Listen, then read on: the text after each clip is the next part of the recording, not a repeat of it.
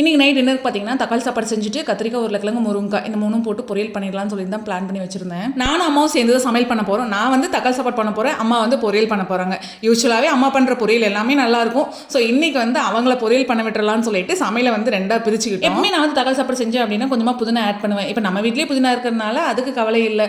எப்போல்லாம் தக்காளி சாப்பாடு செய்கிறோமோ அப்போல்லாம் புதினா போய் கொஞ்சமாக பொரிச்சிட்டு வந்துடுவேன். நான் சின்ன வயசுலேருந்தே நைட்டு டின்னருக்கு மோஸ்ட்லி ரைஸ் ஐட்டம்ஸ் தான் எடுத்துக்குவோம். வீட்டில் எல்லாருமே ஒன்றா அரிசி பருப்பு இருக்கும், இல்லைன்னா தக்காளி சாப்பாடு இருக்கும். அப்படி இல்லைன்னா மீறி போனால் எப்பயாவது ஒரு நாளைக்கு தான் இட்லி தோசை எல்லாம் இருக்கும். ஆனால் மோஸ்ட்லி ரைஸ் ஐட்டம்ஸ் தான் நைட் இருக்கும். இப்போ கல்யாணத்துக்கு அப்புறம் அப்படி கொஞ்சம் கொஞ்சமாக மாறியாச்சு. நைட் டைம் மோஸ்ட்லி வந்து டிஃபன் செய்கிற மாதிரி தான் இருக்குது. ரைஸ் ஐட்டம்ஸ் வந்து கம்மி பண்ணிட்டேன். ஏன்னா அவருக்கு பார்த்தீங்கன்னா ரைஸ் ஐட்டம்ஸ் அந்த அளவுக்கு நைட் டின்னருக்கு பிடிக்காது. அவருக்கு டிஃபன் செஞ்சால் தான் பிடிக்கும். ஆனால் எனக்கு வந்து டிஃபன் சாப்பிட்றத விட ரைஸ் சாப்பிட்டோம் அப்படின்னா தான் கொஞ்சம் சாட்டிஸ்ஃபேக்ஷனாக இருக்கும், வயிறு ஃபில்லான மாதிரி இருக்கும். நைட் டின்னர் பார்த்தீங்கன்னா ஏதாவது ரைஸ் ஐட்டம் சாப்பிடணும் போல் இருந்தது. அதனால தக்காளி சாப்பாடே எல்லாத்துக்கும் சேர்த்து பண்ணியாச்சு. என் ஹஸ்பண்ட் வந்து தக்காளி சாப்பாடு வெறுமனே சாப்பிட மாட்டார், கூடவே ஏதாவது பொரியல் வேணும். ஸோ அம்மா வந்து கத்திரிக்காய் உருளைக்கிழங்கு முருங்கைக்காய் மூணும் போட்டு பொரியலும் பண்ணிட்டாங்க.